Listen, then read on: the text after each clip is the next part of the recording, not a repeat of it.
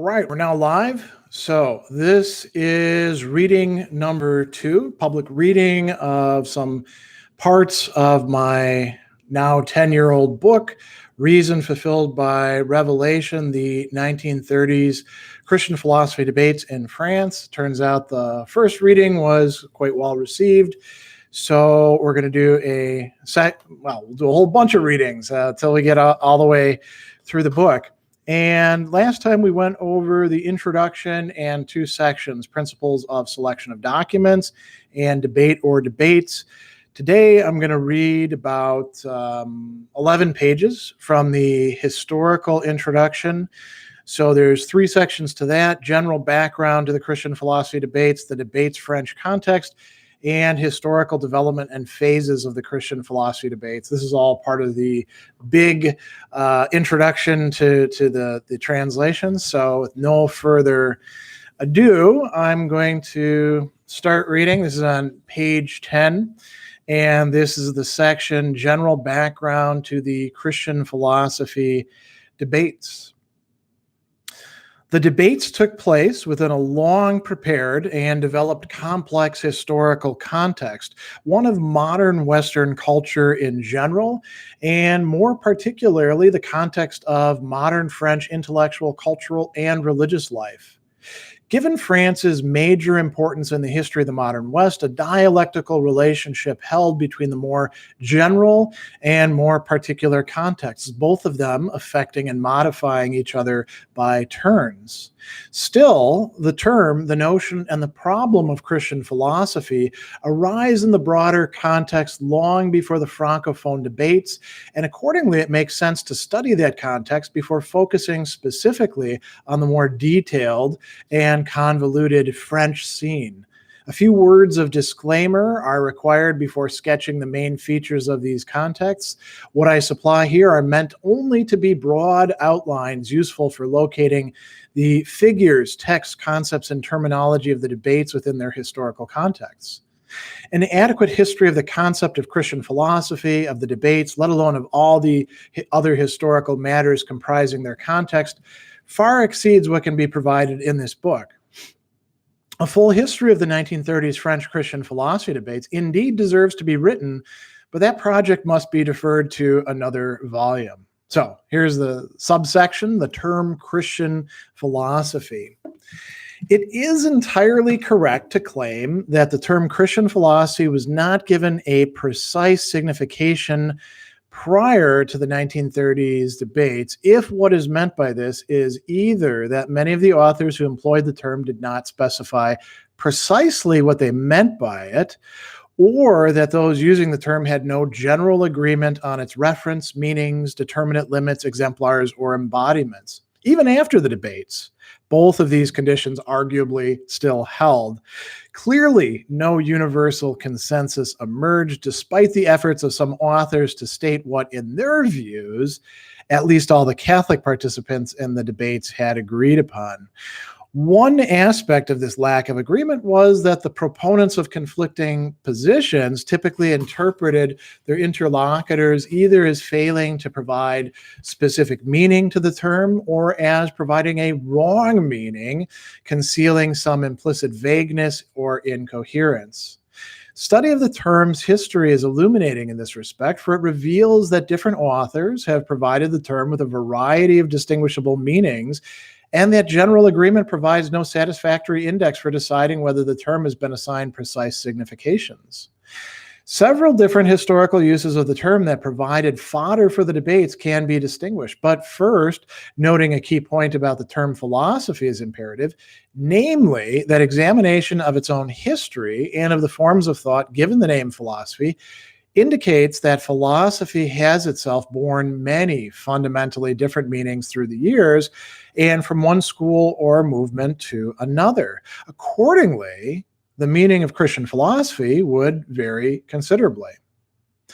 If literary monuments can be taken as indicative, the term Christian philosophy was explicitly but only occasionally used from the early Christian era through the Middle Ages and into early modernity.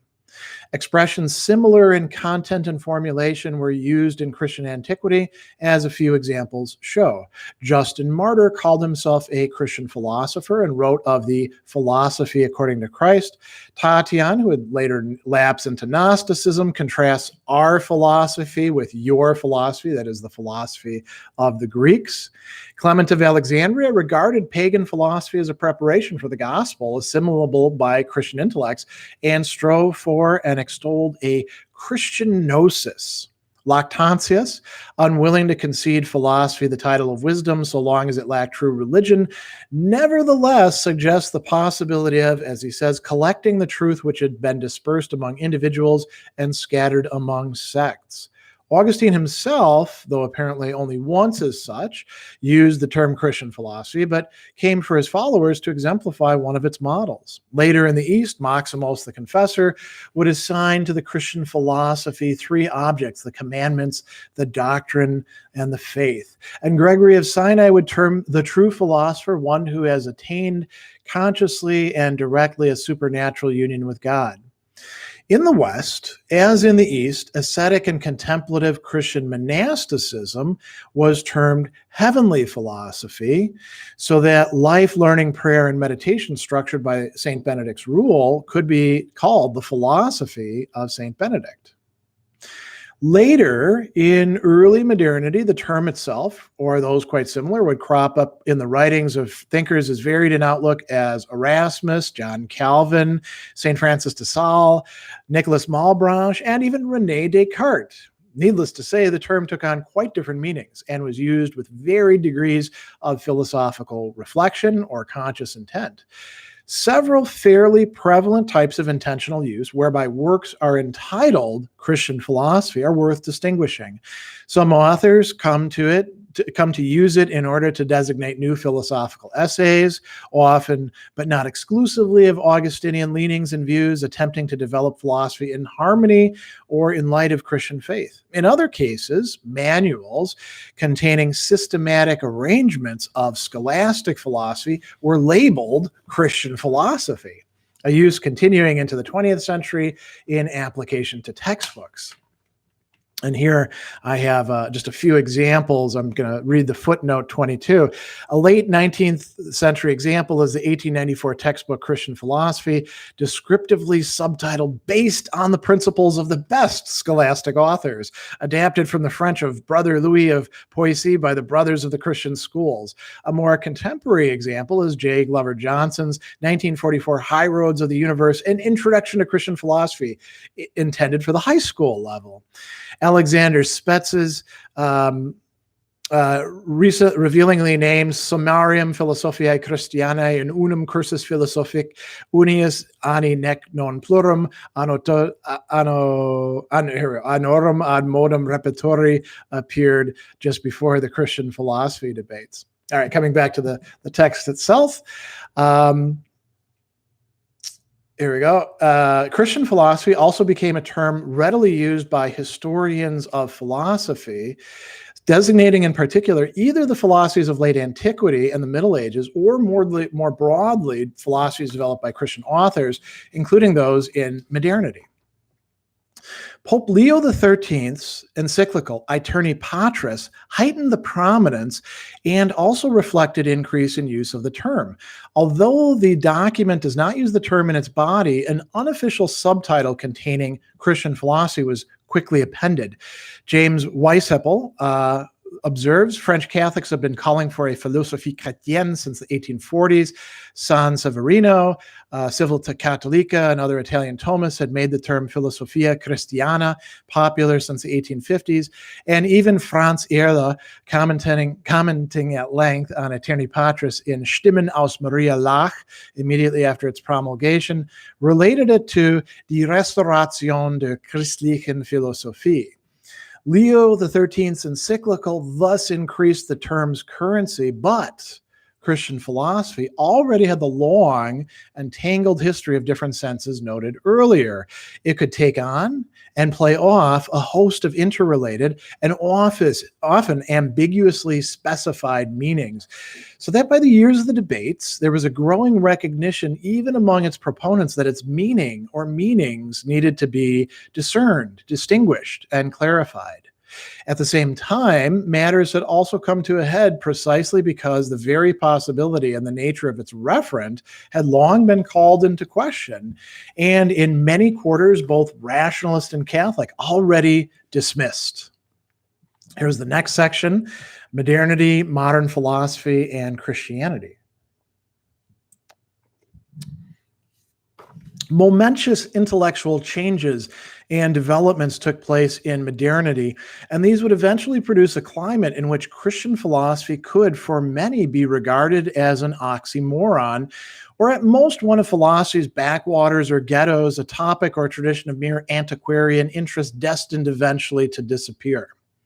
A vast, already extant literature presents the details of these developments, interpretation and arrangement of which are matters of continued research, dispute, and scholarly controversy. So here, only the broadest and hopefully least controversial developments, and only those particularly contributing to the general intellectual context of the debates, need be discussed. These primarily concern changes in viewpoints regarding philosophy, its essential nature, its conditions and requirements for successful practice and development, and its legitimate objects and projects. These also very importantly include philosophy's relations with Christianity, including recurring problems conceptualized as those of the relations between reason and faith, the natural and the supernatural, but also involving re-examination of control or subordination of philosophical inquiry, pedagogy, and discussion to religious ends, disciplines, and institutions.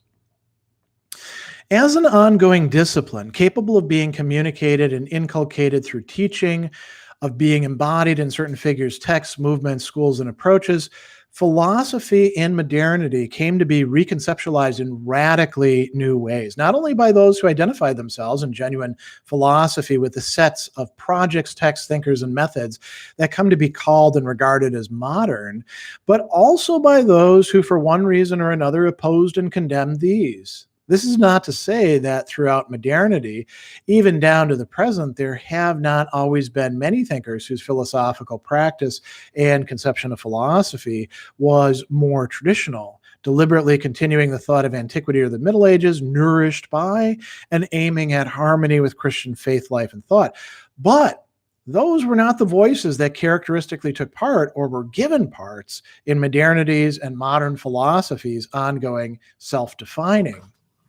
Of course, there was no one single universally agreed upon definition of philosophy in modernity.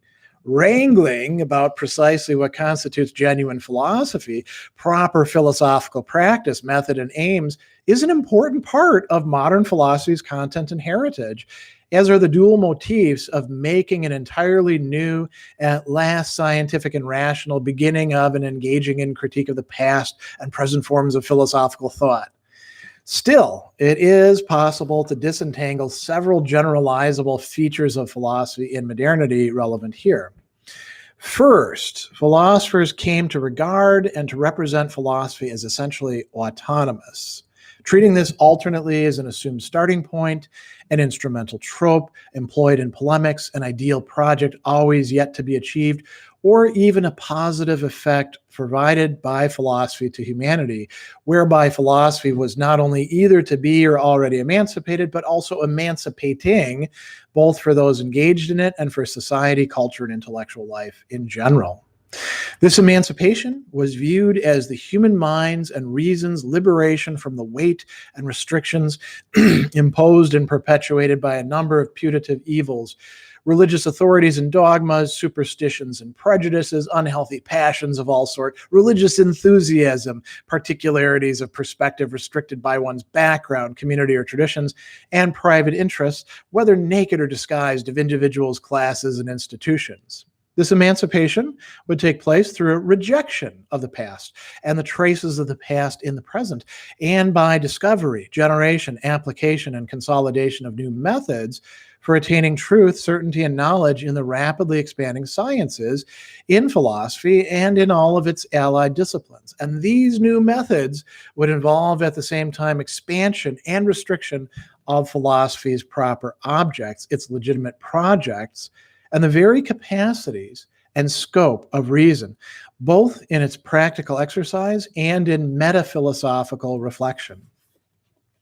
A philosophical analog to the spirit of Puritanism is discernible in this, ever criticizing the contemporary philosophical establishment for retaining too much superstitious credence in yet uncritiqued assumptions shared with past thought and present through unenlightened thinkers and institutions, equally visible in examples such as Descartes' methodological doubt, Hobbes' condemnation of practically all past and present thought as unscientific and socially deleterious, Hume's rhetorical consignment of books consisting of statements unreconstructible as statements of fact or abstract connections of ideas to the flames, Kant's insistence on the necessity of following his Copernican revolution into deeply impoverished philosophy and faith, all the way down to the different varieties of positivism, scientism, and pragmatism generated during the 19th and 20th centuries. Second, in this process of emancipation, philosophy entered anew into a range of relations with Christianity, whether understood in terms of its central texts, doctrines, beliefs, key thinkers, schools of thought, institutions, ways of life, spiritual communities, sacraments, or even its ultimate object and origin, the triune God. These relations range from outright hostility to the compromises of concordisms and separated philosophy to attempts at tailoring Christianity to one or another a presumed shape of rationality. All of these types of relations point towards a basic prioritization of philosophy over Christianity, of putatively unaided and natural reason over revelation, faith, and religious life. For certain philosophical perspectives developed and articulated within the perspectives of modernity, for example, Thomas Paine's crude and militant deism in the Age of Reason, there could be no question of Christianity in whatever form being allowed to remain in contact with, let alone make demands upon or contribute to philosophy.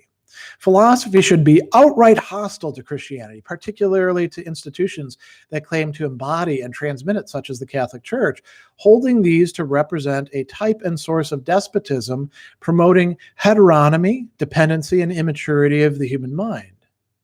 For others, for example, Descartes, despite professions of respect for theology, the Christian religion and the church, and despite developing a philosophy in consonance with it at points, philosophy could be done just as well in the absence of faith as in its presence. It could be done by the natural light, relying on a reason fundamentally the same in nature, scope, and capabilities in the believer as in the unbeliever, or by appeal to experience regarded as fundamentally similar from one human subject to the next, provided the philosopher is attentive enough and not led astray by passion, irrational belief, or interest.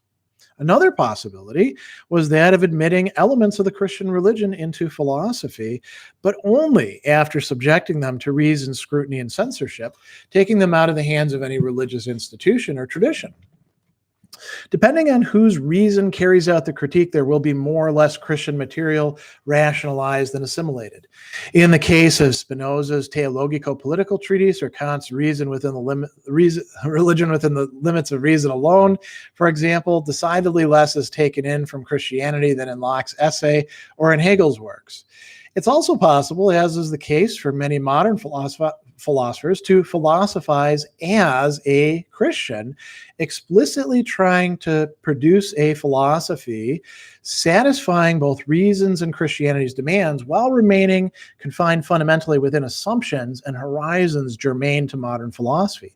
And yet another possibility on its face involving less overt commitments is that one can simply ignore Christianity, citing reasons ranging from its inapplicability or irrelevance to one's own interests, whether personal or professional and philosophical, to the view that religion is something to be entirely outgrown and left behind in the continuous contemporary development of humanity. Modernity also inherited the scandal of a fragmented Christendom, in which a variety of churches contended with and made counterclaims or against each other.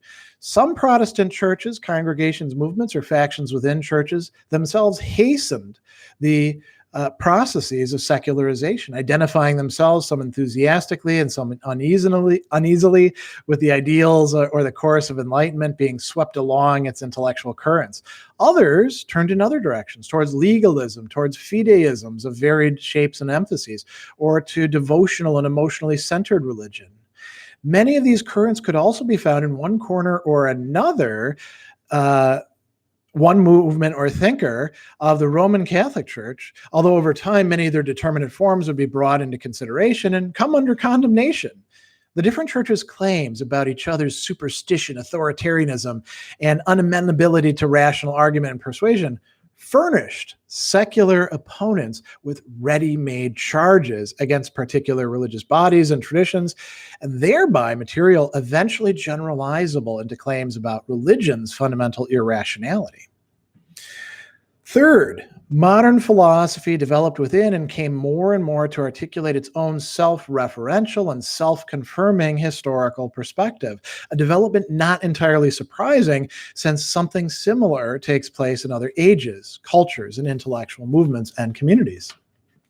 It's also unsurprising that this historical perspective would uncritically draw on and perpetuate what were and remain essentially unquestioned dogmas about philosophy's own autonomy, its relations with Christianity, and the nature and effects of religion.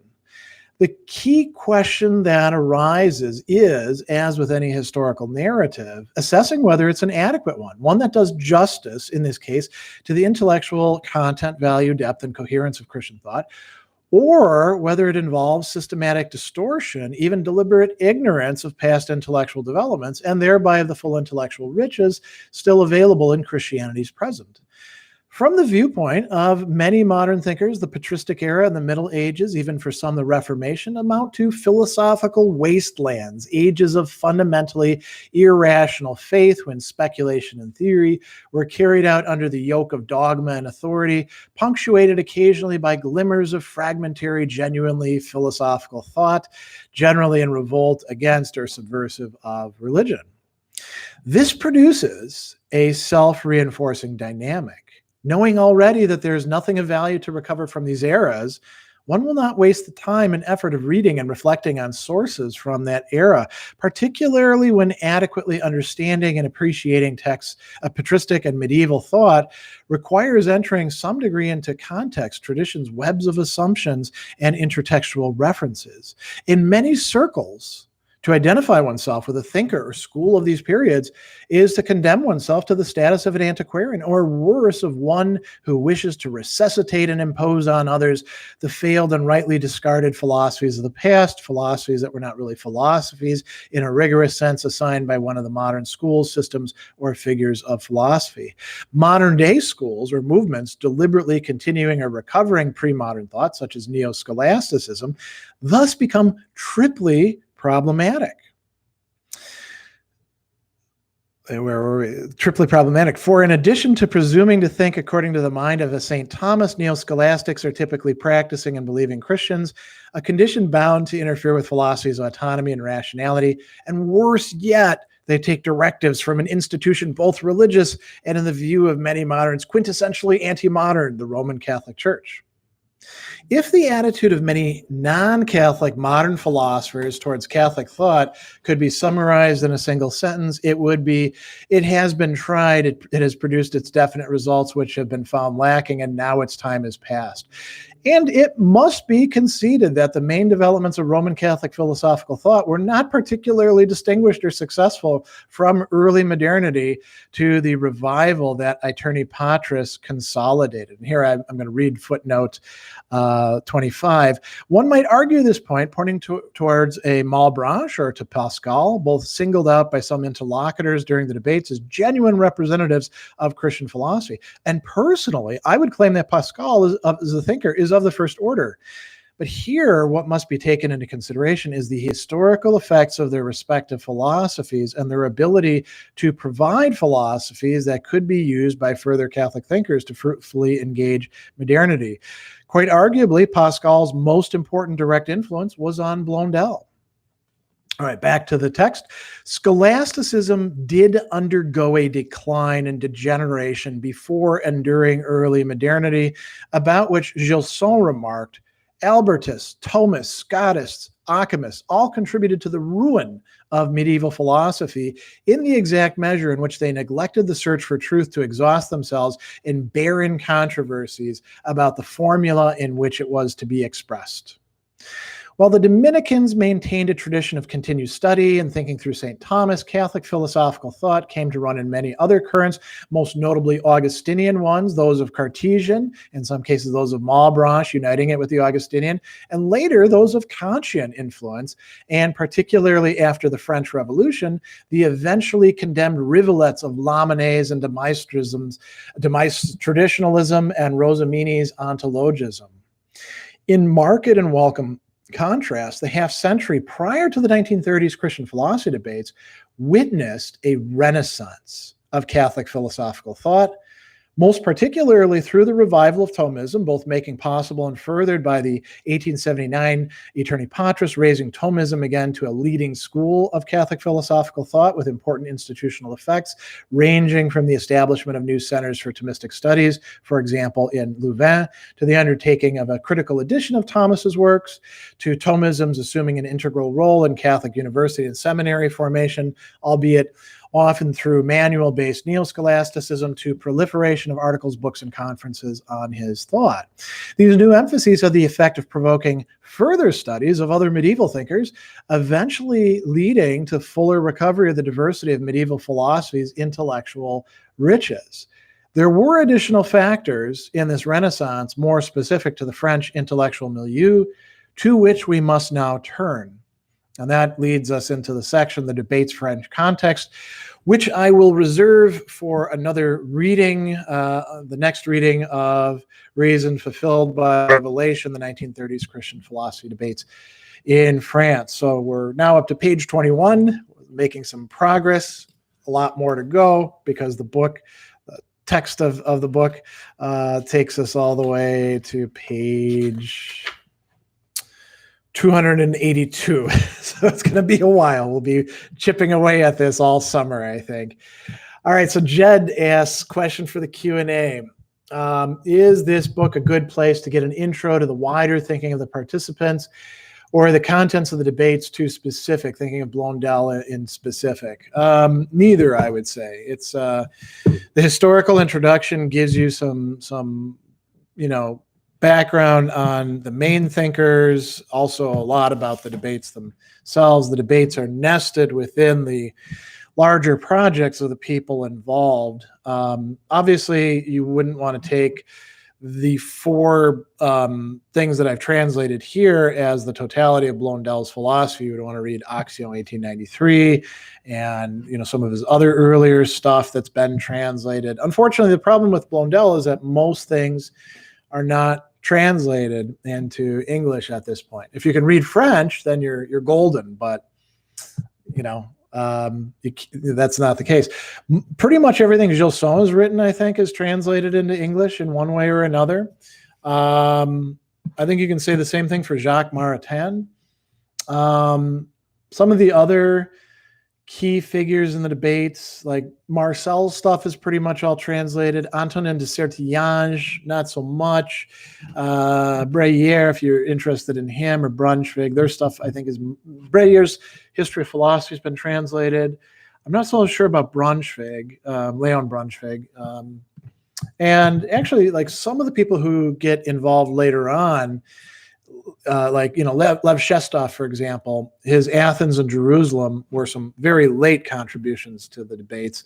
That's actually been translated as a single volume. It was a set of essays, right? So, yeah.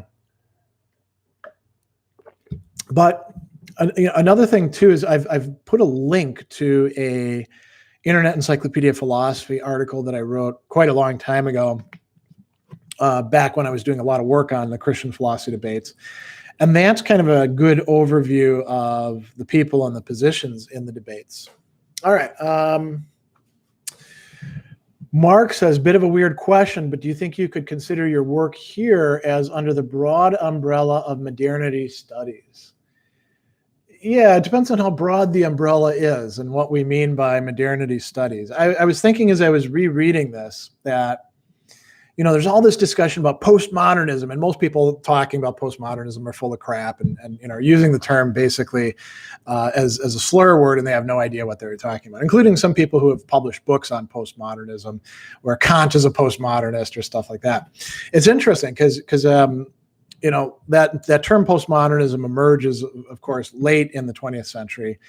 And there's a book by Jacques Maritain when he was still under the influence of Action Française called Anti-Moderne. I don't know if it's been translated or not.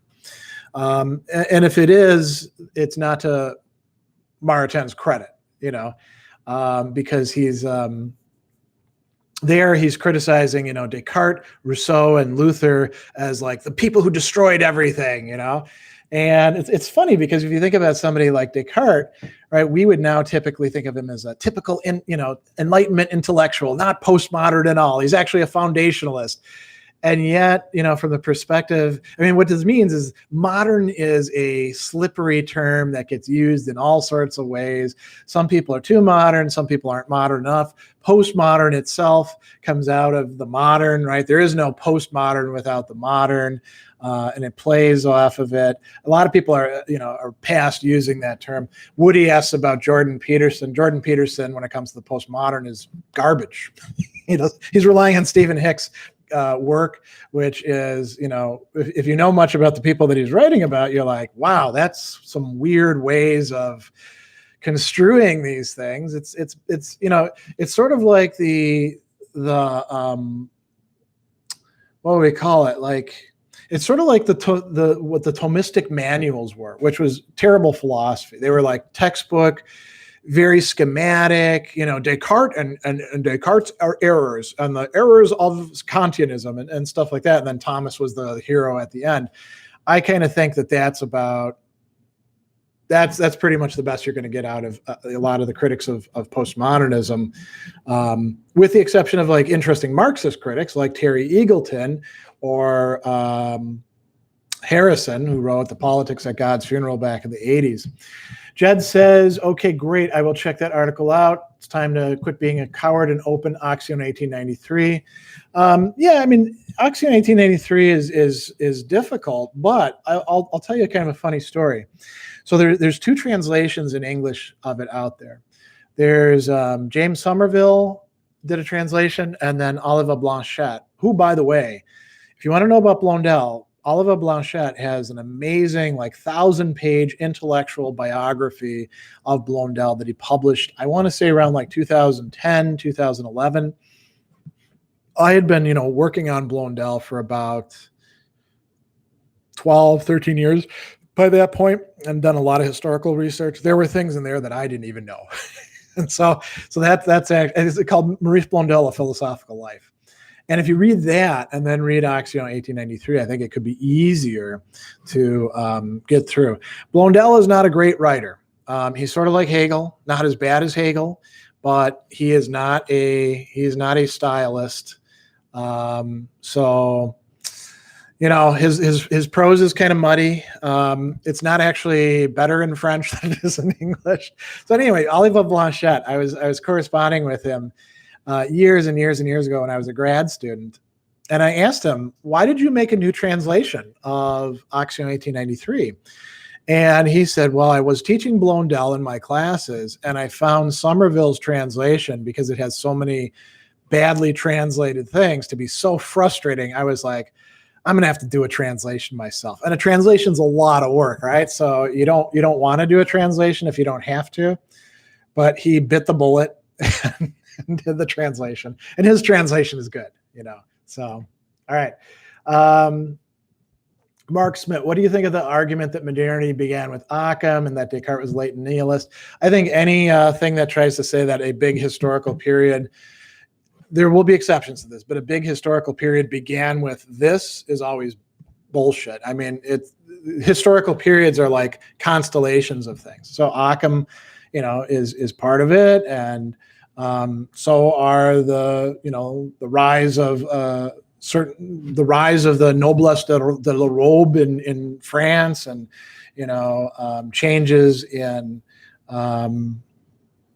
navigation, and there's like all sorts of factors. I think that people who want to say that like this period began with this person, unless you really have something where you can say, yeah, this person was it. Analytic philosophy, did it begin with Frege? No. Did it begin with Russell? Did it begin with Moore? Who's the one it began with? It doesn't work that way. Things, complex philosophical or cultural movements have complexes of causes. And so, there is a really prevalent thing out there that usually places it on both Occam and Scotus, right? The radical orthodoxy types sometimes fall into that, but a lot of Catholics do as well. And I think, it's kind of a mistake. All right, some thanks here. Any other questions about like the milieu that we were talking about in France or in Western thought more generally, or the uses of the term Christian philosophy? That's the stuff that we've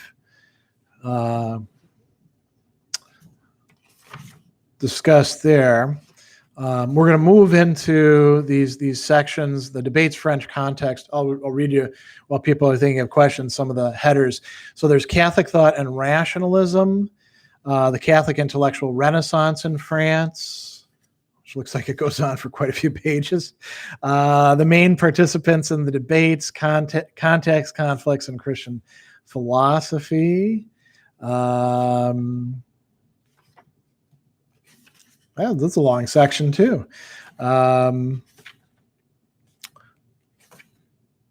Bergsonian phenomenology. There's a little digression on that. And then we go into historical development and phases of the Christian philosophy debates. And that's a shorter section. We'll do a reading on that later, but that one's only like 7 pages, so we probably won't have as much reading. We'll have more Q&A. All right, Thomas says, cool topic. I was big into E. Who's E? Etienne Gilson, Émile Breyer. Who else would be an E? Etienne Bourne, of course, but he's not particularly well known. Yeah,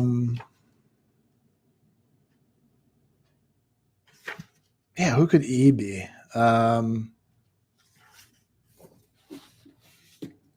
Oh, okay.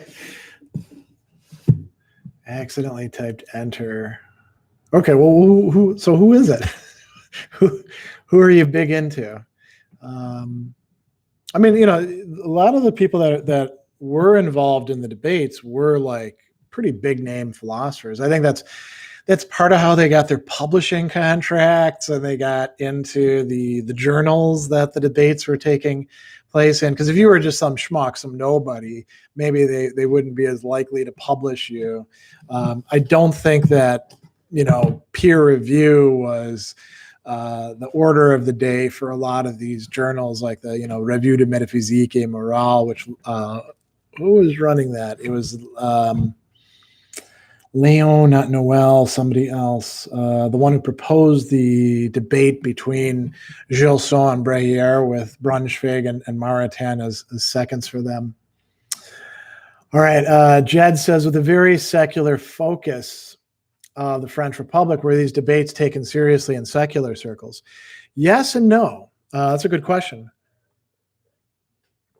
So one person who writes about them, and I believe it's in Signs, is Maurice Merleau-Ponty. And it's clear that Merleau-Ponty has not studied the debates adequately, because his little presentation of it mangles the picture entirely, and he's kind of dismissive of it. A lot of the other people that fit into what was being called existentialism at the time were not that into it, unless they were religious existentialists like Marcel or Etienne Born or I'm blanking, Thevenaz or people like that. Two of the people who were involved in the debates very early on, Emile Breillat and Leon Brunschwig, clearly they thought that the debates were quite important because they got involved in it. And Brunschwig ends up writing a book later on, and I'm blanking on the name, but I think I could probably easily find it in the bibliography. If I can't, then we got a problem here. Yeah. Okay. So, well, he's still writing things like in 1935, Religion et Philosophie in the Revue de Métaphysique et Morale. Where is he? Brunschwig. He brought out a book anyway, sort of reflecting on it. And I do think that the topic, oh, here it is. Yeah. La raison et la religion in 1939.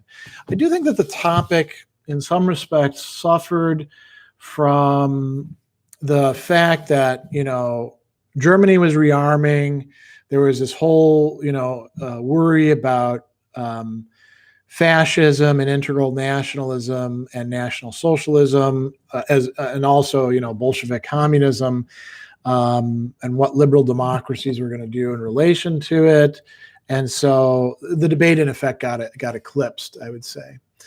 All right, so Girard says Gilson in college. Yeah, so I mean, Gilson's an interesting guy, well worth reading. He was fortunate when it comes to like English-speaking areas that he taught in Toronto, and so he had a huge effect over here. And as I mentioned in the previous section and in the previous reading, a lot of Americans and other English speakers only know the debates as the Gilson-Brehier or Gilson-von Steenbergen debates, and they don't realize how vast the complex of these debates were, in part because Gilson himself did a little bit of propagandizing along those lines, as did Maritain. So, yeah. All right. Rishab says analytic or continental philosophy. I don't know what you're asking. This isn't something that fits into either. This is, stuff happening in France, but what we call continental philosophy over here is a very narrow window into mostly French and German and a bit of Italian, sometimes Spanish or other people's philosophy, sometimes Czech, but what we call continental philosophy is only a few bits of what French philosophy actually is doing. And so analytic philosophy, as we know it today, was sort of in its infancy and birth throes in places like America in the 1930s. It was taking off pretty good in Britain, but it was kind of wide, spread over a number of different ideas. Continental philosophy isn't understood as continental philosophy in Europe. It's understood as like different things of philosophy, and phenomenologists might be very different from Marxists, might be very different from structuralists, and a lot of these people involved in these debates were doing other things that we don't even generally teach, So, all right. Jed, one last question. Is Gilson's book on medieval philosophy generally accurate in your view? He's got a lot of books on medieval philosophy. Are you asking about the spirit of medieval philosophy? That's not a bad book. I mean, I can't think of anything offhand. I'd have to go and reread it where I'd be like, nah, he's off base on that. It's kind of thematically arranged. So he's like, here's a topic, here's the thinkers who had something to say about it, here's how what they were doing is different than how we typically approach things. A lot of what he's doing in that book is essentially hermeneutics. Those, by the way, were his Gifford lectures, so presented to a popular audience. Thomas says, I've called myself an eclectic. To what degree would you say align with Thomism, or who was of his interpreters? Do you enjoy like Aristotomism or existential? So I like Thomisms that actually read Thomas Aquinas and constantly go back to the text and try to remain faithful to the spirit of St. Thomas rather than turning things into formulaic, let's find a pigeonhole for everything schematism. And there's so many different varieties of Thomism out there. I do draw on Thomas Aquinas in some of my stuff. Like, for example, when I'm doing work on anger, I think his realization, I don't believe that we have an irascible appetite like he thinks, which I think is a distortion of Aristotelian thumos and a little bit too schematic. But I think that his recognition that anger is about the difficult good is brilliant, So there's that. And then, who's my favorite Thomist? Alistair MacIntyre, who's, an Aristotelian Thomist and a Marxist still in many respects, and a, person who's studied a lot of stuff and brought a lot of things along. I like reading Gilson. I like reading Maritain. I get some stuff out of them. There were a lot of Thomists who were influenced by Maurice Blondel. Antonin Sertillange, I think, is a hidden gem that a lot of people left behind and should probably spend their time reading because he was quite brilliant.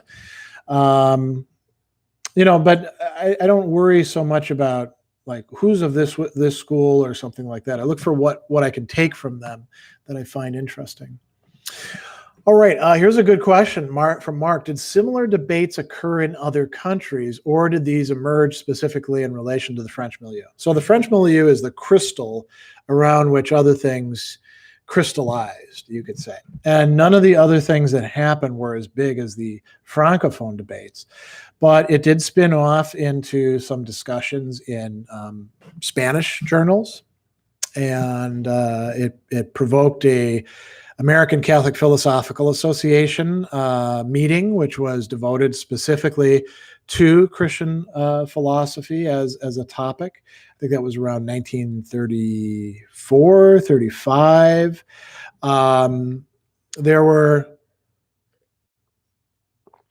There were later Reformed Protestant debates that started taking place in the late 1940s after the war that were made, reference back to these debates.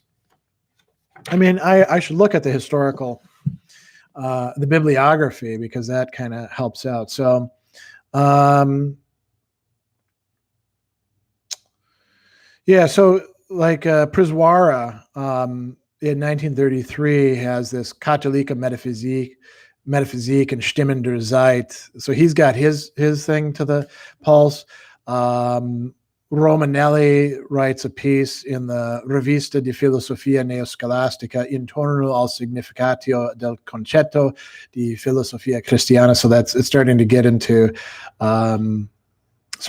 Italian areas. Rosmini, a proposito di filosofia cristiana, il dogma non è d'ostacolo alla libertà della filosofia, in Rivista Rosmini. Séguier has Philosophie chrétienne or Philosophie chrétienne in the Revue Dominicaine in Ottawa, so Canada, right? It's already spreading into the French-speaking parts there. And you also, I mean, Steenbergen is in Belgium, right, or the Netherlands, and then by 35, we're seeing. It's still mostly French, but we're starting to see it hitting other places as well. The American Catholic Philosophical Association one was in 36 because James Kelly does a talk, which then gets, and so does Harry McNeil. They both do something there. So there were other languages and places where things are happening, but it's really cycling around these French things, because you've got the Société Française de Philosophie, which is a big thing. It includes a lot of Catholics, a lot of secular thinkers. You've got the Société d'études philosophiques based in Marseille that Blondel is participating in, Marcel's participating in, Breyer is participating in pretty regularly. You've got all these important journals, like Esprit and Vie Intellectuelle, Revue de Métaphysique et Morale. So there's all this back and forth going on, and it's mostly francophone, right? I should also mention the Société Thomiste, right? They start having their very first meetings, and the Société Thomiste is bringing together. Stuff is in French, but it's bringing together Thomists from all over Europe, and so, the very first session, the guest was Edith Stein, and it was devoted to phenomenology. And they talked a little bit about Christian philosophy in that one. And then the second was devoted entirely to Christian philosophy. And so it had a multinational kind of flavor to it, but it really was centered in France. Mark asks, any contribution from the Latin American world? Not at the time of the debates, but there are some articles later on written about the problem of Christian philosophy or about the debates by Latin American authors. I don't know if there were any Brazilian authors writing in Portuguese. I know that there were authors writing in Spanish from Latin and South America. So, all right. Andre Russian, is revelation about determinism? I don't even know what that would mean. Revelation, it means something that's divinely revealed through whatever kind of mode it's supposed to be. So when you talk about the Bible as, Christian revelation, all those different books, but I don't know that has anything to do with determinism. Here's a good question from Jed. Does anyone win the debates? Is there any new consensus afterwards? That's a great question. Nobody wins the debates. As a matter of fact, the big representatives, so here's some stuff coming up. The Gilson-Maritain position and the Blondel position managed to show some pretty remarkable uncharity towards each other, not realizing that they're actually compatible with each other, and spend a lot of polemics fighting each other. And if you ask American sort of, mainstream or conservative American Catholics about the Christian philosophy debates, if they even know about it, they think it's a Gilson versus Breyer debate, and that Blondel wasn't important at all. It was one of the reasons I put so much Blondel in this. And they will buy the line, the essentially propaganda that, Gilson and Maritain and their students put out, that they won the debates, which is basically bullshit. You could be equally triumphalistic as a Blondelian. Blondel didn't win the debates either. Nobody really won the debates. What the debates did is widened the scope of discussion and put the really important issues on the table.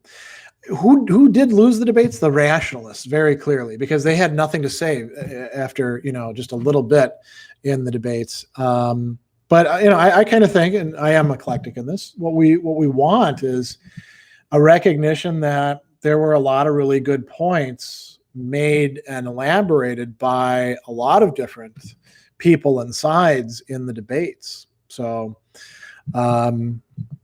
interestingly, when Gilson entered into it, he's like, debates never solve anything. He said this when it was proposed to him in the first place. And he almost didn't do it, in part because he's like, no, everybody just comes with their ideas already fixed, and they're not going to budge on anything, And really, when it came down to, Blondel did in fact make some additional. He took in what his critics had to say, made some additional changes in his ideas, you could say. Not at the foundational level, but more like, yeah, you got a good point there. We have to take that into consideration. He definitely backed off on his criticism of Thomism, which was quite strong in his early works, which were 30 years before this. Gilson, I don't think really changed much. I don't think Maritain didn't.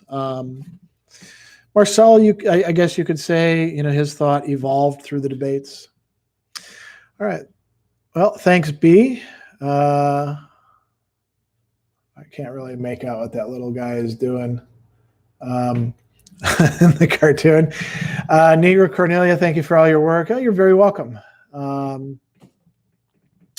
Thomas says, do you have any interest in Joseph Pieper? He's a good little treatment on faith, as well as how revelation and reason is polyphonic counterpoint by way of analogy. I've read him before. I just never really got into Pieper. I read him as a grad student, but and people like him, but we only have so much time, so he's not somebody I've gone back to. I'm sure he's got a lot of interesting things to say that I've forgotten about at this point, but you can only read so much. Right, so, yeah. Zachary has an irrelevant question here. How do you think Christopher Columbus justified his faith in Christianity in committing atrocious acts? I don't know. I'm sure you could probably look that up. He probably wrote plenty of stuff down. I am not a Christopher Columbus-ologist, so I don't know. I mean, people will take religion out of the picture and just think of all sorts of asshole-ish behavior that people engage in just in day-to-day life. How do they justify those things to themselves? What are the psychological dynamics that they use? I'm willing to bet Christopher Columbus probably used some similar things. Negro Cornelia, do you think people are good or bad at the root? I think they have potentiality for both. This is kind of a basic Aristotelian point. There's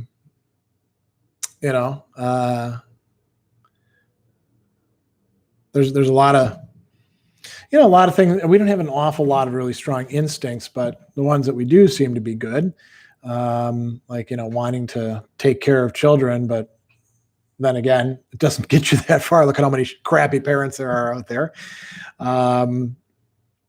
So I don't really have much of a statement on good or bad at the root. I'm more interested in once we've actually started to pay attention to ourselves and realize just what a mess we are, how do we make ourselves better,